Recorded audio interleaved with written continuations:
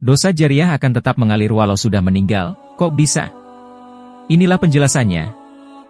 Dosa jariah bisa dikatakan dosa yang berkelanjutan dan tiada berkesudahan, dosa yang tidak akan pernah terputus, dosa yang akan menuntut, dan terus-menerus mengikis kebaikan. Dosa jariah bisa terjadi pada laki-laki atau wanita, tidak mengenal. Hanya memang kaum hawa atau wanita berpotensi lebih besar melakukan dosa jariah. Dilansir dari kanal YouTube Project 83 judul, Hati-hati dosa jariah, dosa yang terus mengalir bagi para wanita. Kalau amal jariah adalah perbuatan baik yang akan mengalir pahalanya. Walaupun sudah meninggalkan, contohnya mengajarkan ilmu yang bermanfaat semasa hidupnya. Selama ilmu itu dipergunakan oleh yang diajarinya, maka pahalanya akan sampai ke orang yang mengajarkan, walaupun sudah meninggal. Dosa jariah dapat dikatakan sebagai kebalikan dari amal jariah. Secara definisi, dosa jariah adalah dosa yang terus mengalir, sekalipun orang tersebut sudah mati. Kaum muslimah sangat dianjurkan untuk menjaga setiap perbuatan dan perkataannya.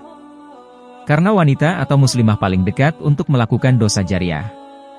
Dosa jariah ini nantinya akan melekat pada wanita, bahkan setelah dia mati. Mengetahui bahwa betapa bahayanya dosa jariah ini, Nabi Muhammad SAW selalu mengingatkan umatnya untuk tidak terjebak atau melakukannya. Dosa jariah akan tetap dilimpahkan kepada orang tersebut, walaupun dia tidak lagi mengerjakan perbuatan maksiatnya. Betapa menyedihkannya nasib orang ini. Di saat semua orang membutuhkan pahala di alam barzah, ia justru mendapat kucuran dosa.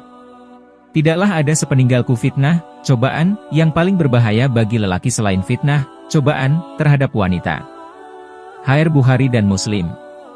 Dosa jariah adalah dosa yang terus mengalir. Sekalipun orang tersebut sudah meninggal dunia.